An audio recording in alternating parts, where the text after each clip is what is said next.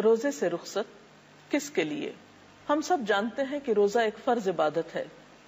اگر کوئی شخص جان بوجھ کر بغیر عذر کے رمضان کا ایک روزہ بھی چھوڑ دیتا ہے اور بعد میں وہ زندگی بھر بھی روزے رکھتا ہے تو اس ایک روزے کے اجر کو نہیں پا سکتا جو اس نے رمضان میں چھوڑ دیا.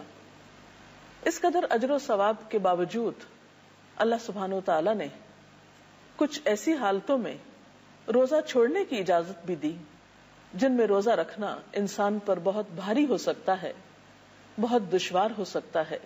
ہمارے دین کا حسن ہی یہی ہے کہ وہ دین فطرت ہے، اس میں کسی بھی انسان پر ناروا بوجھ نہیں ڈالا گیا.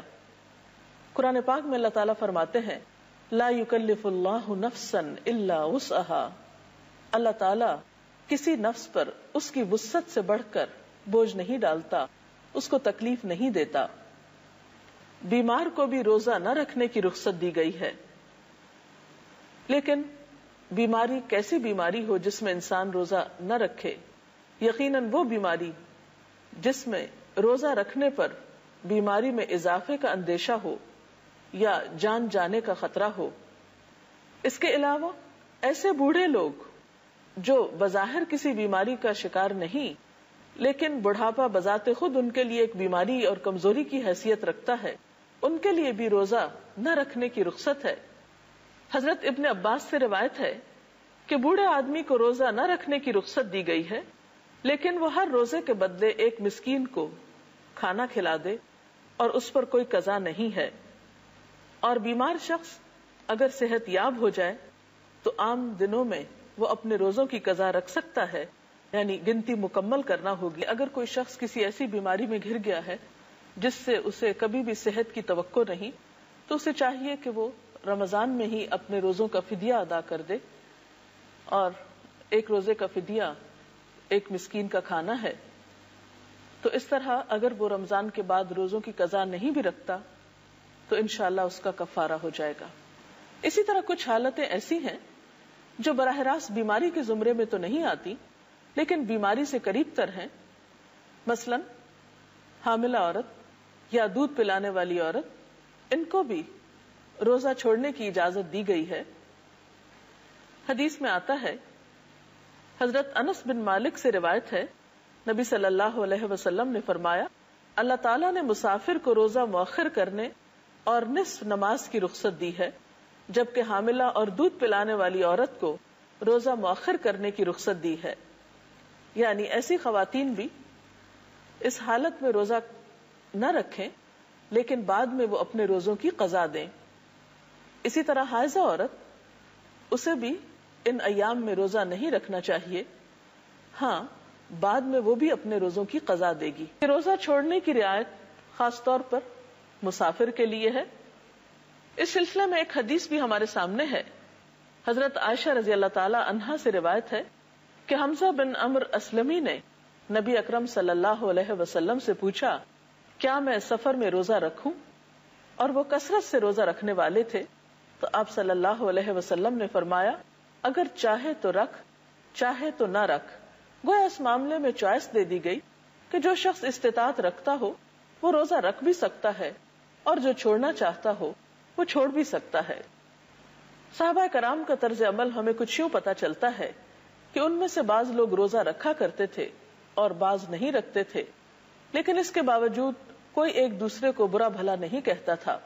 صحیح مسلم کی روایت میں آتا ہے، حضرت ابو سعید خدری بیان کرتے ہیں کہ ہم 16ویں روزے نبی صلی اللہ علیہ وسلم کے ساتھ جہاد کے لیے نکلے. ہم میں سے بعض لوگوں نے روزہ رکھا اور بعض لوگوں نے چھوڑ دیا. نہ روزہ دار نے بے روزہ پر اعتراض کیا اور نہ بے روز نے روزہ دار پر کوئی اعتراض کیا. یعنی دونوں ہی اپنے آپ کو درست سمجھتے تھے اور کوئی کسی پر عیب نہیں لگاتا تھا، چونکہ دونوں حالتیں درست حالتیں تھیں. اسی طرح ایک اور روایت میں آتا ہے، حضرت عبداللہ بن عباس روایت کرتے ہیں کہ نبی صلی اللہ علیہ وسلم نے رمضان کے مہینے میں مکہ کا سفر اختیار کیا. جب مقام قدید پر پہنچے تو آپ صلی اللہ علیہ وسلم نے روزہ افطار کر دیا اور لوگوں نے بھی ایسا ہی کیا. اس سے یہ بھی پتہ چلتا ہے کہ ایک مسافر اگر گھر سے روزہ رکھ لیتا ہے اور سفر میں اس کو نبھانے میں مشقت پاتا ہے تو اسے افطار کی بھی اجازت ہے۔ ایک اور روایت میں آتا ہے، حضرت جابر بن عبداللہ فرماتے ہیں کہ رسول اللہ صلی اللہ علیہ وسلم نے دوران سفر لوگوں کا ہجوم دیکھا۔ لوگ ایک آدمی پر سایہ کیے ہوئے تھے۔ رسول اللہ صلی اللہ علیہ وسلم نے پوچھا کہ کیا بات ہے؟ لوگوں نے عرض کیا، یہ شخص روزہ دار ہے۔ آپ نے فرمایا، دوران سفر روزہ رکھنا نیکی نہیں ہے۔ چونکہ رخصت ہے اس لیے کوئی بھی شخص مشقت میں پڑھ کر اگر سفر میں روزہ رکھتا ہے تو ایسا کرنے سے کوئی نیکی میں اضافہ نہیں ہوتا۔ اس سے یہ پتہ چلتا ہے کہ دین کی دی ہوئی رخصتوں سے ہمیں فائدہ اٹھانا چاہیے۔